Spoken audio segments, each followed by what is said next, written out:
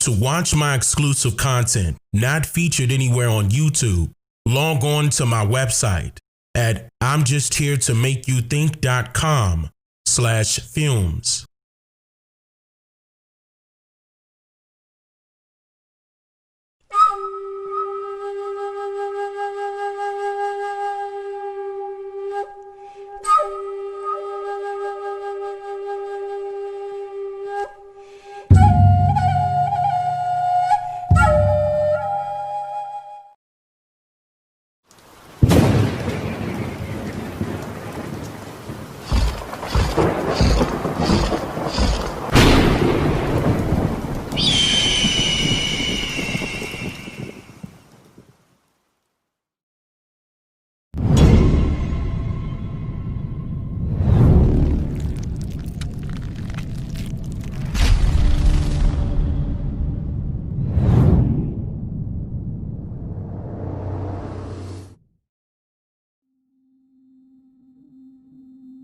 In today's society of America, thousands of people are currently protesting for many causes, mainly due to the unfair treatment of so-called Black people here in America.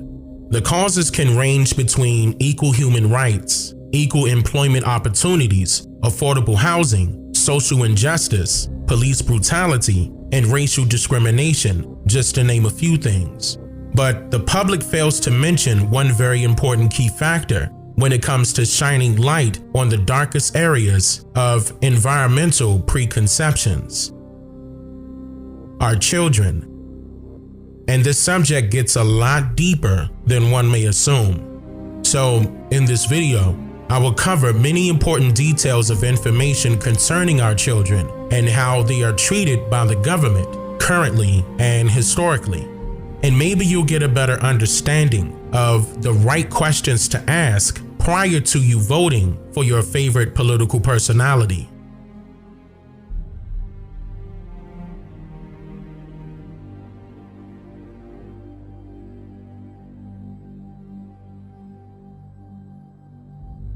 According to an article written by Jody S. Cohen of ProPublica on July 14, 2020, under the category Coronavirus, it states, quote, "A teenager didn't do her online schoolwork, so a judge sent her to juvenile detention." This article details how a 15-year-old child by the name of Grace of Pontiac, Michigan, was arrested because she was unable to abruptly adjust to the brand new quarantine settings of her school. Mind you that this exact same thing happened to many schools across the nation, where the students and their teachers were forced to continue with schooling, but only by way of the internet at their homes.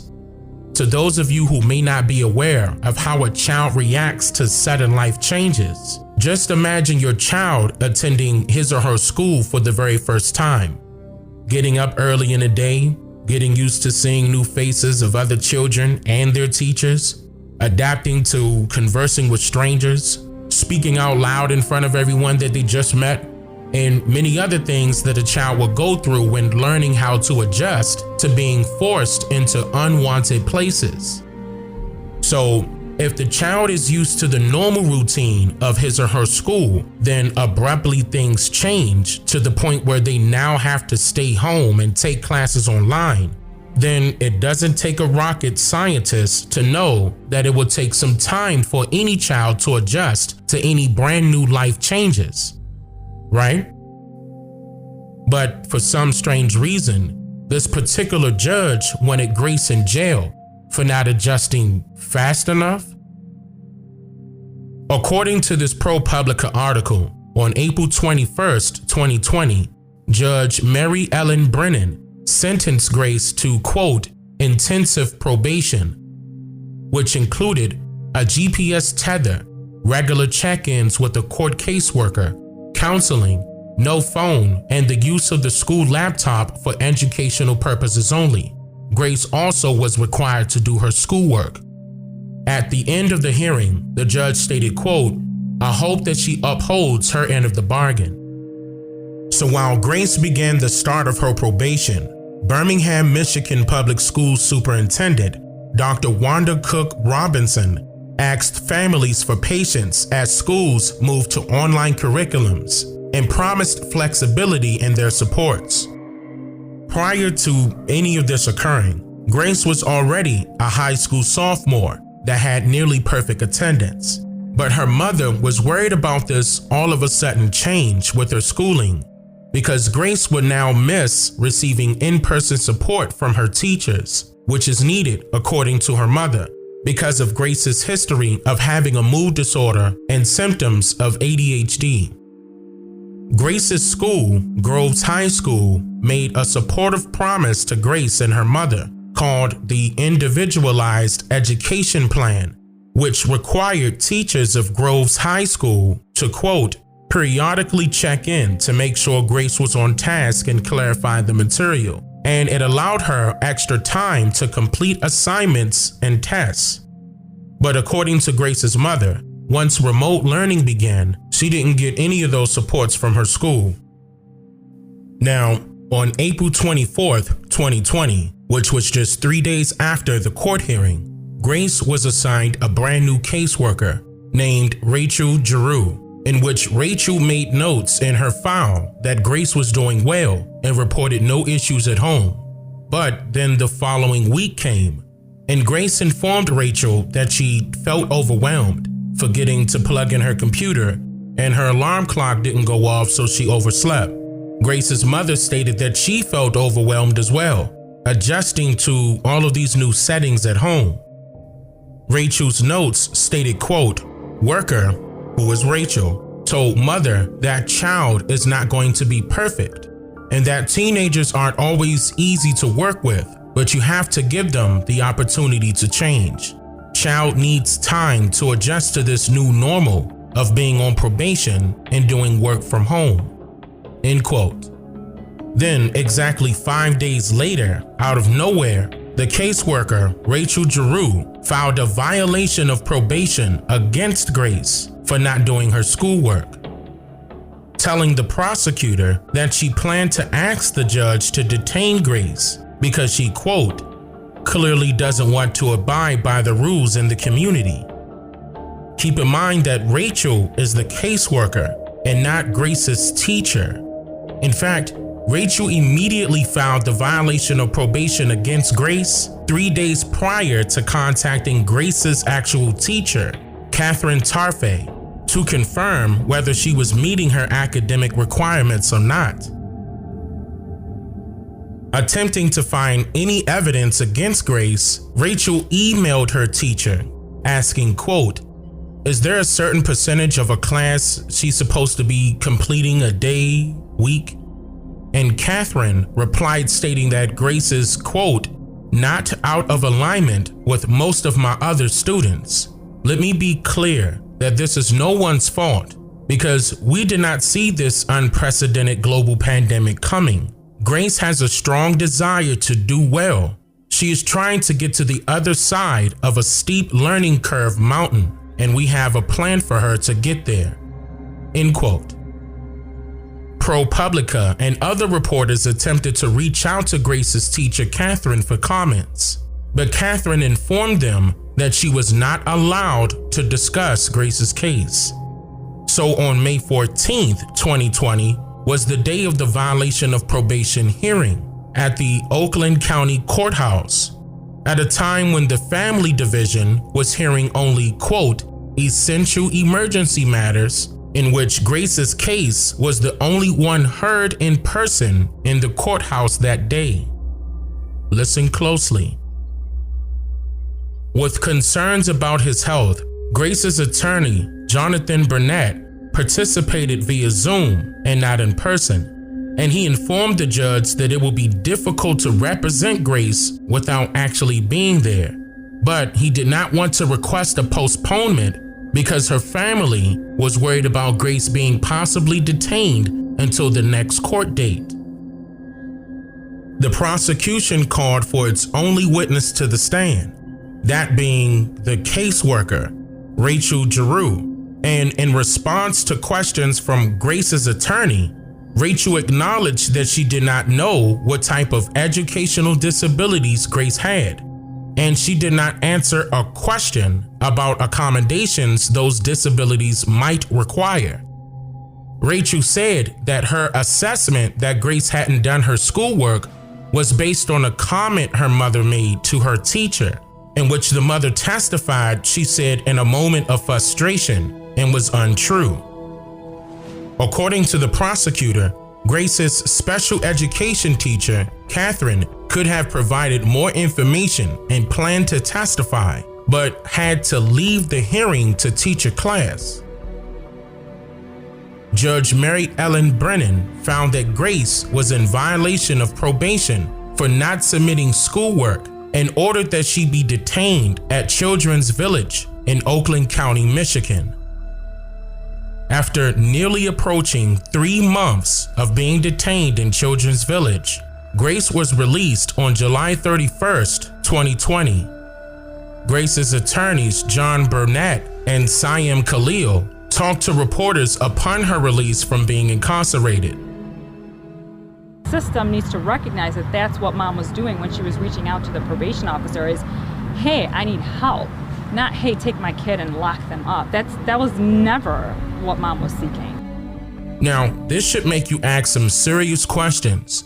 Like, why would the government mistake Grace's mother's cries for help as meaning she's an unfit mother and her child should be taken away from her?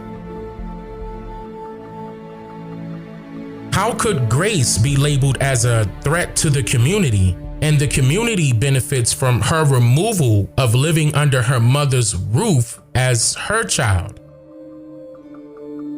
Is it really benefiting the community, or is it really benefiting someone else?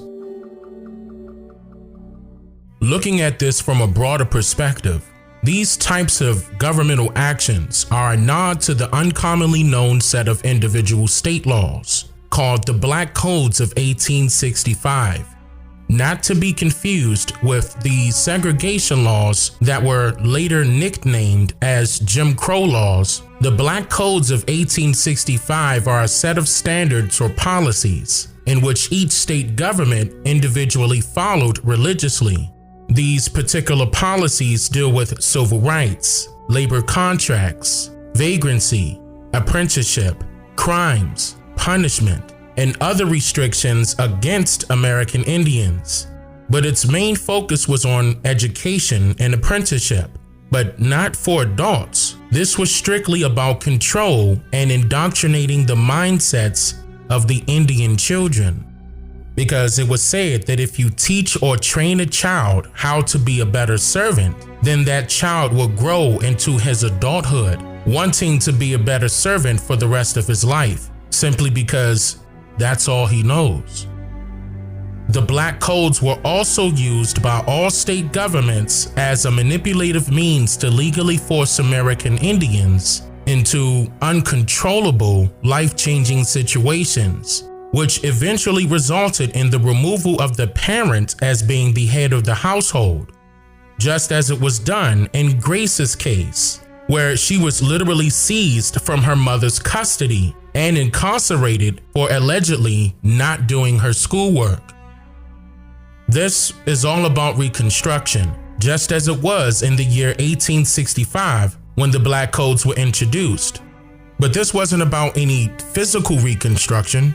No, it's strictly a political Reconstruction, being as though the younger generation is more vulnerable to fear-mongering via social engineering from either party of the political spectrum. Now, I would like for you to note the Oxford's dictionary definition of the word education. It defines it as the process of receiving or giving systematic instruction, and that may seem harmless at first until you discover its etymology, which states that it is a Middle French word that means child rearing or the training of animals. And in the 1828 Webster's English Language Dictionary, it states that the word educate derives from the Latin word educo, which means to lead. But the definition, however, states that it means, quote, to bring up as a child, to instruct, to inform and enlighten the understanding, to instill into the mind principles of arts, science, morals, religion, and behavior. And in this same English language dictionary of 1828, the word education is defined as, quote, the bringing up as of a child, instruction and discipline, which is intended to enlighten the understanding, correct the temper, and form the manners and habits of youth, and fit them for usefulness in future stations. End quote. Is it apparent that these black codes are still active today, just as they once were in 1865, including the chains and the shackles? Mind you that the Civil Rights Act was enacted a year later, on April 9th, 1866, in which this act offered all individuals born in the US the right to franchisement, meaning that anyone could own a business, sell a product, provide a service, and make profits. What is also very important to note here is that the Civil Rights Act of 1866 also allowed all individuals to, quote, make and enforce contracts, to sue, be parties, and give evidence, to inherit, purchase, lease, sell, hold, and convey real and personal property, and to full and equal benefit of all laws and proceedings for the security of person and property as enjoyed by white citizens. End quote. This part alone exposes exactly just what it means to be white. It is not regarded as a skin complexion in a legal sense, but rather a status that allows for access to freedoms that all other persons are denied. This created an immediate problem for those that were in favor of seeing the American industry grow the way they see fit, because the Civil Rights Act of 1866 contradicted the Black Codes of 1865, therefore making the Black Codes falling in jeopardy to be legally overturned if someone wanted to raise the issue. So Congress responded with the passing of the 14th Amendment, which states, quote, all persons born or naturalized in the United States and subject to the jurisdiction thereof are citizens of the United States and of the state where they reside. No state shall make or enforce any law which shall abridge the privileges or immunities of citizens of the United States, nor shall any state deprive any person of life, liberty, or property without due process of law, nor deny to any person within its jurisdiction the equal protection of the laws. End quote. The 14th Amendment was passed by Congress on June 13, 1866, just 2 months after the Civil Rights Bill of 1866 was enacted, and it was thought to have allegedly extended the liberties and rights granted by the Civil Rights Bill.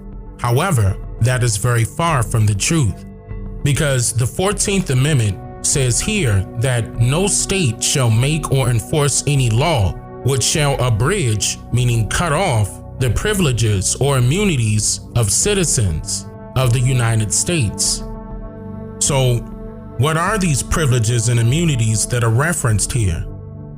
Now, instead of us assuming or guessing for ourselves, the original but yet unpopular definition of the word privilege is defined in the 1828 Webster's English Language Dictionary as a private law or public act in regards to an individual. And the term immunity is defined as an exemption from public service or charge, a special privilege, revealing that the terms privilege and immunity are one and the same, and are used in the 14th Amendment to refer to 2 types of private laws.